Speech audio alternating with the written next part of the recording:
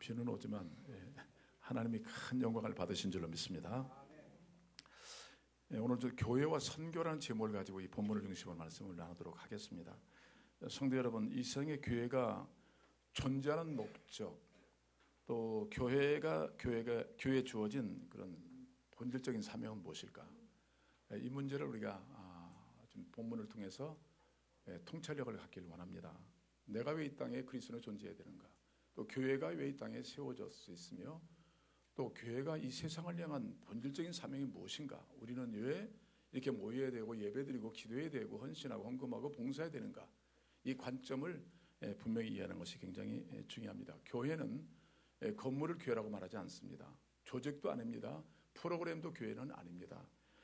교단도 아닙니다. 교회는 예수님의 구원을 받은 백성들의 공동체인 것입니다. 여러분들이 바로 교회입니다. 예수의 생명을 가지고 복음을 갖고 있는 사람들이 바로 교회인 것입니다. 교회는 그리스도의 몸이라는 것으로 이렇게 표현하고 있습니다. 예수님께서 이 땅에 오셔서 죽으시고 부활하시고 승천하셨는데 이 땅에 남겨두신 것이 교회인데, 즉 교회는 성육신의 연장이다. 예수님이 지금 이 땅 가운데 살아계신 것이 바로 교회다. 그렇게 말하고 있습니다. 교회는 유기체, 생명체입니다. 계속 예수님을 닮아가고 성장하고 성숙한 그런 생명 있는 공동체가 바로 교회인 것입니다. 그리고 교회의 머리는 누구냐면 예수 그리스도십니다. 우리는 그의 지체들입니다. 우리 한 몸을 이루어서 주님을 섬기는 기관이 바로 교회인 것입니다. 그러면 교회의 본질적인 사명, 즉 여러분이 갖고 있는 이 땅에서의 모든 직업이든지 여러 가지 내용들이 있습니다. 교회에서의 봉사 다 사명입니다. 그러나 그 모든 사명이 하나로 묶여져서 가장 중요한 본질적 사명이 어떻게 나타나야 되냐 할 때는 그것은 바로 선교인 것입니다.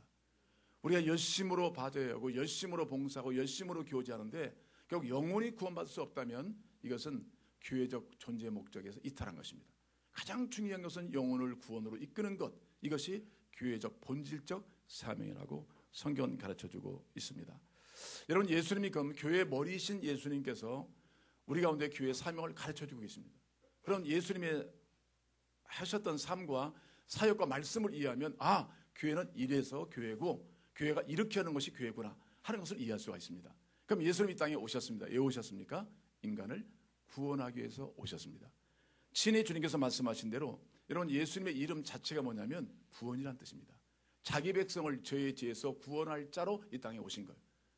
예수님은 죄악된 세상, 죄로 말미암아 멸망에 이를 백성들을 위하여 이 땅에 하나님이 보내신 당신의 아드님이세요. 그건 곧 예수 그리스도, 즉 구세주, 구원을 이루는 그런 메시아임을 말씀하고 있습니다. 그래서 예수님께서 말씀하셨습니다. 인자에 온 것은 잃어버린 자를 찾아 구원하러 오심이라. 구원하러 오심이라. 예수님 이 땅에 오신 목적. 그 다음에 마태복음 20장 28절에 보시면 인자에 온 것은 섬김을 받으려 함이 아니요 도리어 섬기려 하고 자기 목숨을 많은 사람의 대속물로 주려 함이라. 자기 목숨을 던져서 우리를 구원하시기 위하여 피값을 지불하시고 우리를 당신의 자녀로 삼으시기 위해서 이 땅에 오셨다는 것입니다. 요한복음 3장 17절에 하나님이 그 아들을 세상에 보내신 것은 세상을 심판하려 함이 아니요 그로 말미암아 세상이 구원을 얻게 하려 함이라. 구원을 얻게 하려. 이 땅에 가장 큰 하나님의 뜻과 예수님의 사명은 바로 인간을 구원함에 있었습니다. 여러분, 요한복음 3장 16절 잘 아시지만 하나님이 우리를 너무나 사랑하셔서 그의 아들 독생자 예수를 이 땅에 보내주셨습니다. 그를 믿는 자마다 멸망치 않고 영원한 생명을 얻게 하시려고 의 아들이신 예수님을 우리 가운데 보내주신 겁니다. 예수님 이 땅에 오셔서 우리를 죽으시고 부활하심으로 우리에게 영원한 생명을 확증해 주신 겁니다. 예수를 믿음으로 누구든지 예수를 믿기만 하면 구원을 받는 이 축복을 하나님 우리에게 주신 줄로 믿습니다. 지난주 제가 한번 말씀드렸지만 다윗도 그렇게 경건하고 하나님 마음에 합한 자고 정말 사랑받는 그도 역시 왕이라는 자리에 올라가서 조금 나태했을 때, 조금 방심했을 때 그런 지혜에 넘어지고 말았어요. 그가 깨달은 진리는 뭐냐면 죄가 항상 자기 앞에 있는 줄 몰랐어요. 궁중에 있고 교회에 있고 자기가 예수 안에 다 있는 줄 알았지만 결국 보니까 죄가 항상 자기의 삶 가운데 있었다는 것을 뒤늦게 깨달았습니다. 왕이라 하더라, 경건하게 살고자 하더라도 이 죄를 때로는 피할 수 없는 문제가 여기 있구나. 그걸 깨닫고 그 죄의 문제에서 더 깊이 하나님의 인도를 받았을 때 그가 깨달은 것은 뭐냐면 내가 죄악 중에 출생하였으며 어머니가 죄 중에 나를 잉태하였나이다. 내가 어떤 죄를 범했기 때문에 죄인이 아니라 근본적으로 나는 죄 가운데 출생했다. 죄인으로 태어났다. 이렇게 고백하고 있어요. 그것이 원인이 돼서 내가 잘 믿으려고 노력했지만 때로는 이렇게 넘어질 수밖에 없었던 문제, 즉 죄가 내 앞에 있었다는 사실을 뒤늦게 발견한 거예요. 그래서 죄를 경계할 필요가 있는 거죠. 그래서 인간들은 누구든지 성경은 말합니다. 의인이 없나니 하나도 없다. 그게 바로 죄 중에 출생한 죄인이란 말이에요. 우리가 쉽게 말씀드린 여러분들이 아무리 과일을 많이 따먹는다 할지라도 나무는 나무예요. 또 나오게 돼 있어요. 그러니까 나무가 어떤 나무냐에 따라서 질이 달라지는 거죠. 우리는 예수 안에 거하는 그런 가지로서 주님이 원하시는 열매를 맺고 있는 거예요. 할렐루야. 그러니까 예수 안에 뿌리를 받고 이제는 우리의 삶 자체가 예수의 사람으로 바뀌어진 거죠. 그래서 예수의 열매가 맺혀진 줄로 믿습니다. 모든 사람이 죄를 범하였음에 하나님의 영광이 이룰 수 없다. 죄인들은 하나님을 만날 길이 없어요. 그런데 예수를 믿음으로만 하나님의 자녀가 되고 그 영광을 보고 구원을 받게 만드신 것이 뭐냐면 예수님의 오심의 사건이에요. 죄의 싹은 사망이다. 죄인들은 사망을 선언받고 있고 언도받고 있어요. 자, 이 세상에 예수님이 오셔서 우리의 구원의 문을 여시고 또 우리 가운데 그런 참된 길이 되셨습니다. 누구든 예수를 믿기만 하면. 그래서 우리가 이 예수를 전하는 것이 교회의 본질적인 사명이다. 구원받게 하는 것, 이것이 중요한 교회의 본질적인 사명이다 하는 것을 다시 한번 우리는 확증을 해야 될 줄로 믿습니다. 성경은 말합니다. 다른 이로서는 구원을 얻을 수 없나니 천하 인간의 구원을 얻을 만한 다른 이름을 주신 일이 없다. 하나님 인간을 구원하는 데는 오직 예수 그리스도로 말미암아 구원받게 하신 거예요. 아멘. 그런데 우리가 그 예수를 믿었다는 거예요. 세상에 허구많은 이름이 많이 있지만 하나님이 보내신 구세주, 그 구원주 예수 그리스도를 믿음으로 누구든지 구원받게 하신 이 구원의 은혜를 우리가 받고 있는 거예요. 이 공동체가 이렇게 모여 있다면 우리가 많은 사역들이 있고 사명이 있지만 본질적인 사명, 그것을 인하여 또 다른 사람을 구원으로 인도하는 이 본질적 사명을 이해하지 못하고 우리가 그 사역에 대해 눈이 열리지 못한다면 우리는 우리의 만족으로 끝날 수 있는 그런 부분이 될 수 있다는 겁니다. 이런 본질적으로 선교란 뜻은요. 성경은 선교란 단어 안 나오거든요. 전도란 단어 많이 나오는데 선교 그러면 우리들 라틴어로 본다면 이것은 그 원어상의 의미가 파송한, 파견한다. 뭐 그런 의미를 갖고 있어요. 보낸다, 파견한다. 근데 영어에서는 뭐 미션이라는 단어 써요. 미션은 특별한 목적을 위해서 그 일을 준행하는 것. 미션은 단어 많이 나오죠. 예. 미셔너리 그러면 선교사. 그러니까 특별한 목적을 위해서 부름받아 그 일을 준행하는 사람. 이게 선교사라는 뜻이거든요. 그래서 우리 엄밀히 말하면 교회 안에는 우리 모두는 뭐냐면 하나님의 특별한 목적, 복음을 전해서 사람을 구원받게 하는 가장 이 땅에 중요한 사명을 맡은 사람들이 바로 교회 우리들이에요. 우리 이 땅에 하나님들의 선교사나 마찬가지예요. 그런데 하나님께 특별히 교회에서 별도로 우리에게 주신 꿈은 뭐냐면 온 세상 모든 족속으로 제자를 삼으라고 하셨으니까 이 사명을 감당하는 일이 선교사를 세상에 또 각 나라에 파송하는 이 중요한 사명을 갖고 있는 것이죠. 그러니까 예수님 이 땅에 오신 목적, 그분이 말씀한 대로 또 구원하러 오셨다. 십자가에 못 박혀 죽으시고 부활하신 모든 것들, 또 제자를 양육하시고 이 모든 것이 뭐냐면 바로 구원에 있는 것. 구원. 사람을 죄악 가운데서 끌어내서 하나님 나라의 백성으로 삼는 것. 이것이 본질적인 교회의 존재 목적이고 또 제자가 된 목적이고 또 우리의 중요한 사명이 거기에 있다는 것을 다시 한번 확인하는 이 아침 되기를 원합니다. 그래서 선교란 즉 예수께서 이루신 대속의 은혜를 알지 못하고 죽어가는 그런 사람들에게 예수가 그리스도시며 주시라는 사실을 알리고 그들로 하여금 하나님을 예수를 믿고 하나님 백성이 되도록 이끄는 것이 바로 선교다라고 정의할 수 있습니다. 아멘. 그래서 교회가 중요한 목적, 우리가 감당해야 할 중요한 사명이 크게 본다면 바로 선교에 있다 하는 사실을 우리 모두는 기억해야 될 줄로 믿습니다. 그럼 이 땅에 최초로 이상적인 선교하는 교회로 세워진 교회가 안디옥 교회입니다. 여러분 잘 아시겠지만 안디옥 교회예요.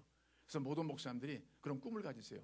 제가 복음을 통해 예수를 믿게 되고 구원을 받아 이제 헌신하고 교회를 세우고 또 다른 교회를 세울 때 꿈이 뭐냐면 안디옥 교회 같은 교회를 세우고 싶다. 안디옥 같은 교회, 즉 선교하는 교회, 그런 선교하는 교회 회중을 모으고 싶다. 뭐 그런 꿈을 다 갖고 있어요. 제 자신도 안디옥 교회, 이름조차도 안디옥 교회로 바꿨으면 좋겠다. 뭐 그런 신학교 때 그런 꿈을 가지고 있었어요. 안디옥 교회. 왜? 이거 하나님이 기뻐하시는 교회니까, 하나님이 원하시는 교회니까. 이런 교회에 대해서 꿈과 눈이 열리는 교회는 하나님의 축복을 받을 수 있어요. 아멘. 그래서 저희 교회도 이런 안디옥 교회처럼 정말 하나님의 원하시는 뜻을 이루어가고 그 일 인하여 많은 사랑과 축복을 받는 그런 교회가 됐으면 좋겠습니다. 여러분, 이 교회 최초의 이 땅에 세워진 교회는 사실 예루살렘 교회예요. 사도행전 1, 2장 쭉 보시면 예루살렘 교회. 예루살렘 교회는 예수님이 승천하신 이후에 성령을 보내셔서 세워진 교회죠. 그들은 열심히 예배하고 모여 사도의 가르침 받고 서로 교제하고 떡을 떼고 기도하기 힘쓰므로 인해서 지역 전도를 활발히 이뤘던 교회입니다. 그래서 예수는 그리스도라 가르치와 전도하기를 쉬지 않아요. 집에 있든지 성전에 있든지 이 복음을 한번 맛본 사람들은요, 예수를 전할 수밖에 없다니까요. 아멘. 내가 사업하는 목적, 내가 생존의 목적, 내가 더 성장해야 할 목적, 이 모든 목적 어디냐면 영혼을 주께로 인도하는 것, 여기 목적을 두고 있는 거예요. 이런 사명이 깨어있는 교회가 정말로 하나님이 기뻐하시는 교회일 수밖에 없죠. 근데 이 교회가 잘 성장해 나갔는데 부흥을 많이 했어요. 예루살렘 교회는 하루에 막 3,000명이 예수 믿고 들어오, 이런 교회를 이뤘으니까요. 그런데 이 교회에 좀 약점이 있었다면 주님의 마지막 명령, 즉 교회를 세우신 마지막 명령이 뭐냐면 너희는 가서 모든 족속으로 제자를 삼아라. 또 성령을 보내주겠는데 성령이 임하시면 너희가 권능을 받고 예루살렘과 온 유대와 사마리아 땅까지로 내 증인이 되어야 된다. 교회가 존재하는 가장 중요한 목적은 각 나라 족속을 예수 믿게 하여 구원받게 하는 이 사명, 이 꿈을 교회 주신 거예요. 근데 교회가 열심으로 모여서 뜨겁게 사랑하고 교제하고 주님 섬기고 다 했는데 주님의 명령, 예루살렘까지는 주님을 섬기고 그런 교회가 세워졌는데 그 다음에 유다와 사마리아 땅까지로 복음 증거하는 일에 좀 나태했던 교회였다. 그렇게 볼 수 있어요. 그러니까 모든 교회든지 장점이 있고 약점이 있어요. 근데 안디옥 교회가 어떻게 세워졌냐면 하나님께서 이 선교 역사를 말씀하시고 이끌어 가시는데 이 멈춰있는 교회, 앉아있는 안주하는 교회를 통해서 하나님께서 드디어 핍박이 오게 하셨어요. 허락하셨어요. 로마의 핍박이 오면서 그들이 결국은 흩어질 수밖에 없잖아요. 그래서 예루살렘 교회 사도들만 남겨놓고 모든 이제 지체들, 성도들이 흩어지기 시작했는데 각지로 흩어져서 누굴 전합니까? 그래서 예수를 전했어요. 근데 안디옥 땅에 갔어요. 그곳에서 예수를 전하니까 사람들이 밀려오고 예배드리기 시작하고 드디어 구원받은 것이 많아지기 시작했어요. 사도행전 11장에 보시면 안디옥의 설립 배경이 나와요. 그래서 점점 그들이 모여서 예수를 섬기고 예수님을 예배하는데 지도자가 없잖아요. 그래서 예루살렘 모교회가 그 얘기를 들었어요. 아, 그렇다면 우리 가운데 한 사람을 보내서 그 교회 사정을 보고 사람을 파송하자 했는데 누구냐면 예루살렘 교회 충성된 일꾼이었던 바나바를 보낸 거예요. 바나바. 위로의 아들이라는 뜻을 갖고 있고 예루살렘 교회에서 그 사람이 큰 부자였던 걸로 알고 있어요. 땅을 다 팔아서 가난한 성도들을 위해서 그 물질로 서로 같이 나누고 사용하도록 헌신했던 믿음의 사람이었습니다. 예루살렘 교회 탁월한 지도자 이 바나바를 안디옥에 보냈는데 안디옥에서 보니까 바울이 오자마자 본 것이 뭐냐면 하나님의 은혜를 받다고 그랬어요. 11장에 보시면 그 잡단 많은 분이 모여있지만 하나님이 이 교회를 어떻게 사랑하시고 어떻게 인도하시는지 그걸 보고 아, 이 교회에 하나님의 뜻이 있구나 알고 드디어 바나바를 그 교회 다시 말하면 담임 목사를 보낸 거예요. 선교사를 보낸 거죠. 그래서 그들이 모여서 열심으로 예수를 전하고 예수를 전할 때 막 사람들이 예수를 믿고 돌아오기 시작한 거예요. 근데 바나바 혼자 안 되겠어. 1년 동안을 가리키고 열심히 사역하는데 자신의 힘으로 안 되니까 사울을 불러들였어요. 사울이 예수를 믿고 다소야라는 자기 고향에 가서 거기서 하나님 인도를 구하고 있었는데 바로 바나바는 그 영성이 있었던 것 같아요. 안목이. 거기 찾아가서 바울을 불러다가 함께 1년 동안 전하고 가르쳤을 때 더 큰 붕이 일어났어요. 그럴 때 많은 사람이 그걸 보고 야, 이 교회는 정말 그리스도의 공동체다. 그런 별명을 붙게 된 거예요. 여기서 사람들의 모임이라기보다는 정말 예수를 추종하는 사람들, 정말 예수님을 닮아가고 예수를 알아가고 이제 열망을 가진 예수인들이 모여 있구나. 그런 사실들을 이방인, 그 안디옥 지역에 있는 사람들이 그 별명을 붙여준 거예요. 저들은 참 그리스도인이다. 정말 예수를 제대로 믿고 있는 사람이다. 자, 이런 교회가 안디옥 교회였습니다.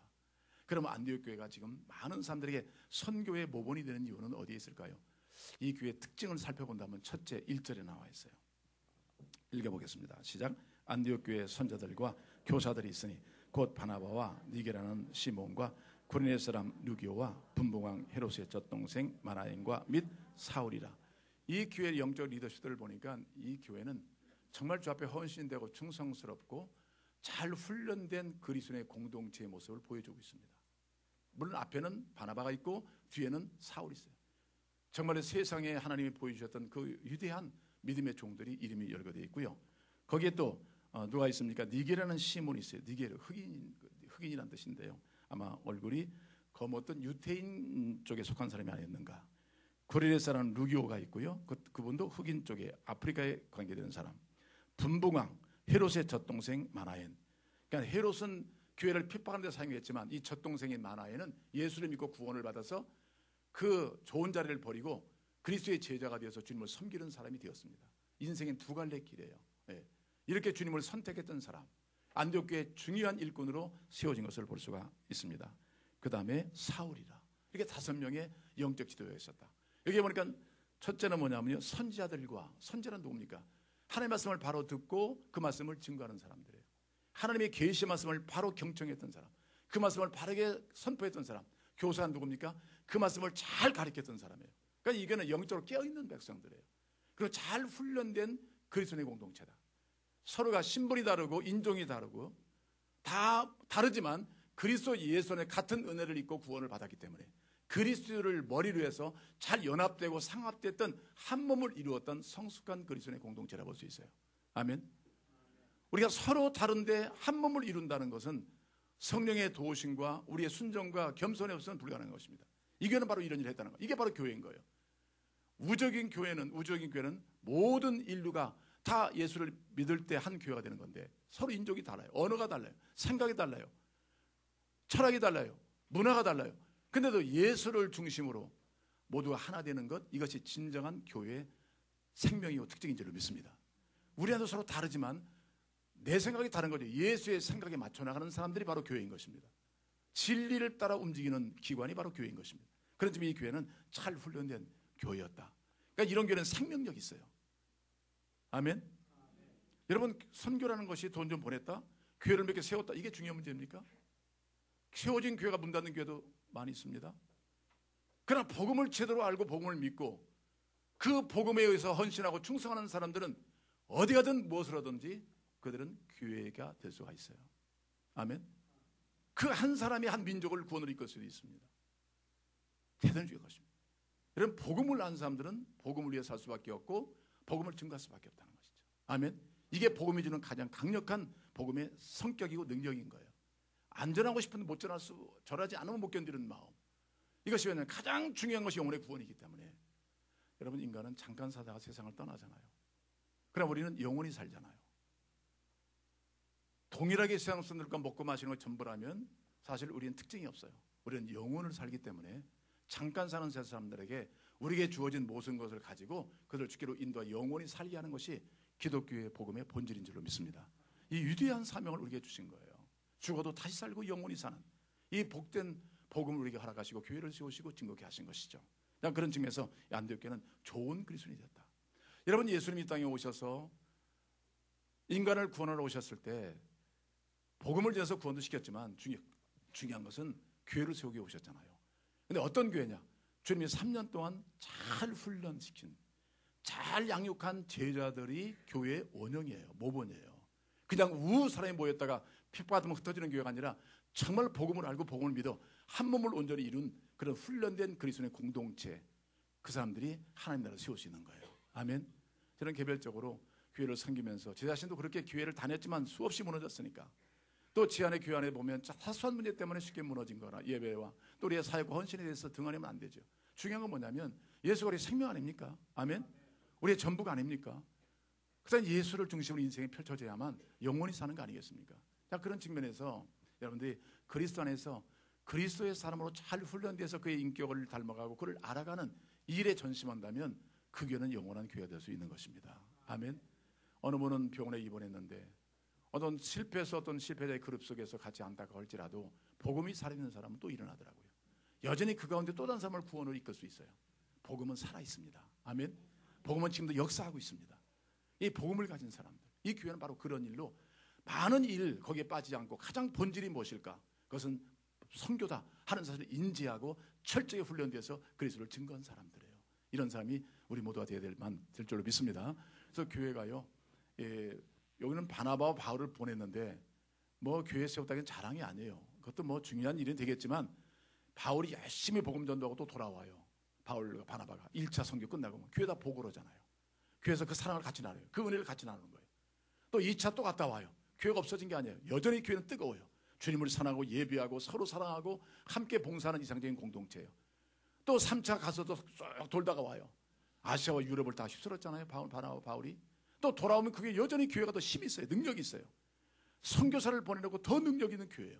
더 힘 있는 교회가 되는 거예요. 이게 뭐냐면 예수의 생명으로 충만한 교회가 바로 이런 교회인 줄 믿습니다. 이들의 모든 관심이 뭐냐고 예수께 있고요. 그 예수 밑에 그들은 철저하게 순종과 헌신을 통해서 그 교회를 이루었던 교회가 바로 이 안디옥 교회였다는 거예요. 아멘.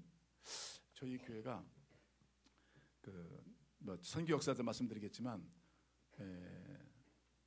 열민교회 창립 9주년 때 저한테 오래전에 양육을 받아서 그 부부가 제자로 헌신하고 함께 하나님의 꿈을 가졌던 청년 시절에 만나서 드디어 그들이 이제 목사가 됐잖아요. 그 열민교회를 세우는데 목사님 이왕이면 영적인 그런 흐름, 목사님의 제자로서 그 영적인 그런 동역을 같이 했으면 좋겠습니다. 뭐 돈이 없는 것은 아니었는데 그래서 저희 교회 요청을 해서 지교회로 한국 땅에 대전에 세웠습니다. 그래서 그 교회 우리 성도들이 같이 가서 예배를 하고 축복을 하고 축하를 했어요. 그래서 그 교회가 또 잘 자라갔습니다. 자라가다가 쿤밈에 선교사를 파송했어요. 신성계라는 전도사인데 그 당시는 중국에서 조선족인데 한족 속에 살아와서 4세 정도 돼요. 인물이 꼭 서양사랑 생겼어. 근데 목사님 교회에 오셔서 잘 양육을 받았어요. 근데 그분은 중국에서 대학까지 마치고 대학원을 뉴질랜드 갔다가 거기서 한국 사모님을 만났어요. 그리고 한국으로 와서 침례신학 대학원을 공부하고 선교를 잘 받았습니다. 제가 개인적으로 그때도 봤는데 이 사람 인격적으로 잘 됐구나. 잘 준비된 사람이다. 그런 이미지를 가졌어요. 목사님이 그를 중국 땅에 다시 파송을 했습니다. 쿤빔이라는 지역이에요. 그때 파송했을 때 태국에서 우리 선교사님 오셨죠. 또 중국에서 또 동역자들, 또 영어권에서 온 사람도 있었고요. 또 일본에 제가 갔죠. 한국에서 오신 분들. 그래서 5개국으로 찬양을 올렸어요. 정말 하나님의 나라의 선교는 온 우주 만물이니까 그때 5국에 모여서 서로가 같은 다른 말로 찬양을 하는데 하늘의 은혜가 차고 넘치더라고요. 야, 하나님 원하시는 것이 바로 선교구나. 그래서 저희 교회 그때부터 선교하기 시작하고 섬기기 시작했는데 한 7년, 8년까지 계속 섬겼습니다. 근데 교회가 이번에 지금 박 목사님이 10주년을 맞이해서 그 교회를 갔다 왔거든요. 근데 교회가 굉장히 부흥했습니다. 예. 그 형제는 영어도 잘하는데 일본말도 좀 제법 해요. 영어 잘하죠. 영적으로 잘 준비된 사람이에요. 보니까. 그래서 본교회가 있고 군민 본교회가 있고 서부 동부에 그 교회들을 다 세워나갔는데 교회들이 커졌어요. 그리고 국제학교를 세우고 또 어린이 선교원을 크게 졌어요. 거기다가 군민에다가. 그리고 지금 보니까 치안마이에다가 국제학교를 다시 세웠어요. 근데 마침 그 교회 교인들 중에 좀 여러 층이 나오지만 또 의사들이 많이 나온대요. 그리고 또 돈이는 갑부가 나온다고 하더라고요. 근데 갑부가 어떤 갑부인지 모르겠어요. 제 수준에서 갑부인지 중국 땅에 갑부인지. 근데 그분들이 헌신을 해가지고 치안마에다가 국제학교를 세웠답니다. 그리고 그곳에 가 있고 그 물질로 헌신하고.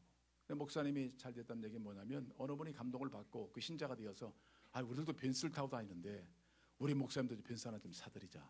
그런 마음을 가졌는가 봐요. 벤츠 가지신 분 부담 느끼지 마세요. 네. 네. 그런데 우리 목사님이 아무리 지금 교회가 부흥하고 아무리 신실하게 사역하더라도 노하셨답니다. 예, 그런 모습도 하나하나가 그의 인격과 선교의 자질성을 입증해 주는 거고요. 정말 제가 볼 때도 참 귀한 믿음의 사람이다. 이렇게 항상 생각을 했던 사람이에요. 이번에 박 목사님이 가셔가지고 같이 선교회 세미나를 갖고 그 팀들과 함께 선교를 나눌 때 그랬대요. 우리 신성기 목사님이 우리 선생님은 우리 박 목사님인데 선생님의 선생님 우리 한 목사님이 계시는데 근데 우리 한 목사님이 그렇게 오래 갈 것 같지는 않다. 그러니까 언젠가는 은퇴할 텐데 같이 우리가 네트워크를 만들어서 하나님 사역을 좀 원만하게 감당했으면 좋겠다. 그런 꿈을 이번에 다시 한번 표현해가지고 그때 더 기도하자. 더 물질로 헌신하자. 더 충성하자. 그래서 이제 우리가 미얀마까지 가잖아요. 이 아시아권에서 또 하나님 나라가 세워지는 일로 우리가 쓰임받을 줄 믿습니다. 왜냐하면 중요한 것은 사람입니다. 하나님은 사람을 통해 일해요. 사람이 준비되어야 됩니다. 사람이 성장해야 됩니다. 사람이 성숙해야 됩니다. 예수님 3년 동안 하신 사역이 뭐냐면 자기의 모든 마음과 자기의 정성을 다 쏟아부은 것이 뭐냐면 미래 교회를 준비하시는 거예요. 훈련된 그리스도인들.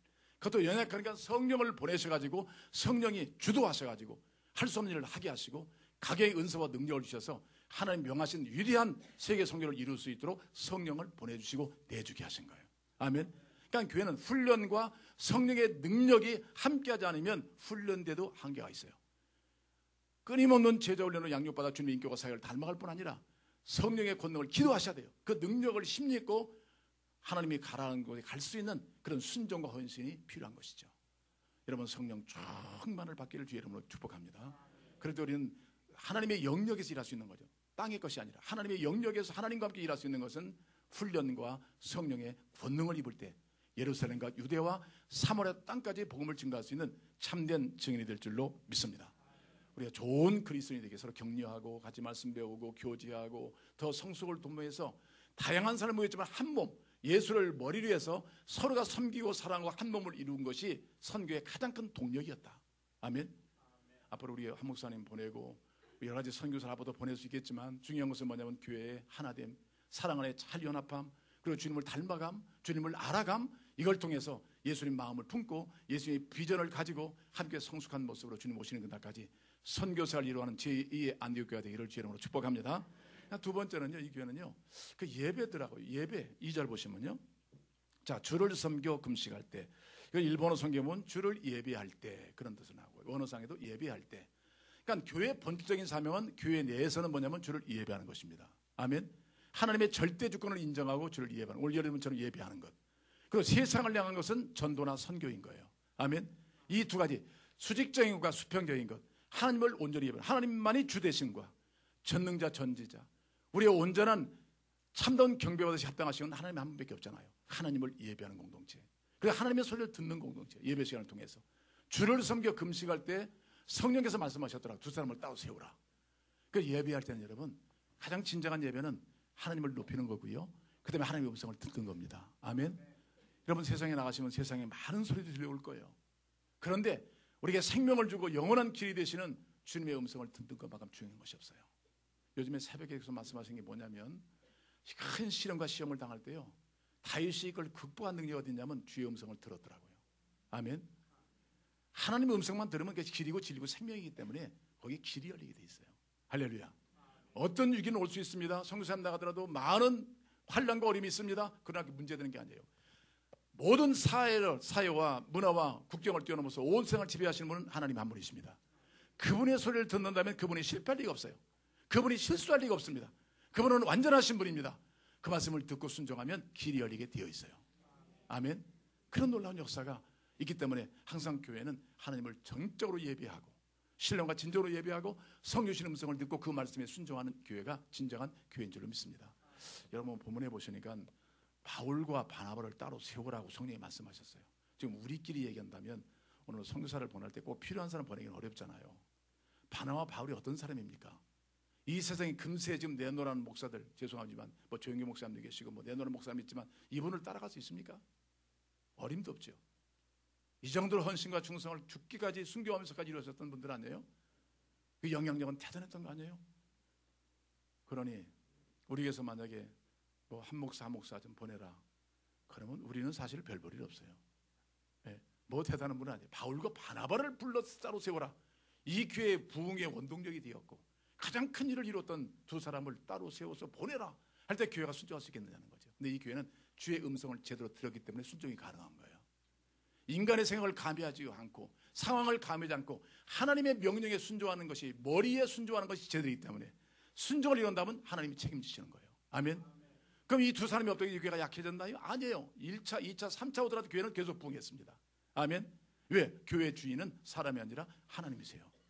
예수님이 주도하시는 교회는 성장할 수 있다는 거죠. 그런 측면에서 그 음성을 바로 듣고 순종했던 사람들이 바로 안디옥 교회였다. 여러분 어떤 교회에 위기가 오더라, 또 교회에 어떤 명령이 떨어지더라도, 어떤 말할 수 없는 큰 사명을 주시더라도 하나님의 말씀을 제대로 들을 수 있으면 문제는 안 됩니다.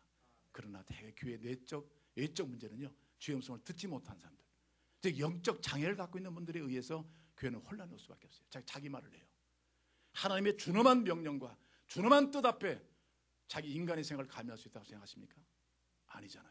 주의 음성을 제대로 듣고 있다면 아멘할 수밖에 없는 것이 우리 진정한 그리스도의 모습인 줄 믿습니다. 그분은 생명의 주요, 내 인생의 미래요, 영혼에서 영혼으로 인도하시는 전능자이기 때문에 그분의 말씀에 순종을 이룬다는 건 쉽진 않지만 그렇게 훈련된 교회는 하나님의 큰 일을 할 수 있는 교회가 될 줄로 믿습니다. 늘 깨어 주의 음성에 청종하고 그 말씀이 내게 이루어지다, 우리 교회 이루어지기를 원한다, 그런 고백을 남기면서 주님을 섬기는 여러분 되시길 주님으로 축복합니다. 그리고 마지막에는 보냈더라고요. 그들이 금식하고 전적으로 주님을 의지하고 이제는 안수하여 보냈다. 이게 뭐냐면 그들만 보낸 게 아니에요. 선교는 몸에서 나가는 거예요. 그리스도의 몸에서 나간 거지 별도로 떨어진 것이 아니에요. 여러분, 우리 한목사님과 우리의 선교 앞으로 받은 동역자들이 있지만 우리가 그들이 분리가 아니에요. 우리는 예수님과 우리를 분리할 수 없듯이 우리 교회 한 몸 안에서 주의 명령을 받고 나간 바울, 바늘과 바나바는 끊임없이 이 안디옥 교회에서 함께 더불어 사역하고 기도하고 역사를 이루었어요. 이런 일에 우리 모두 헌신하기를 원합니다.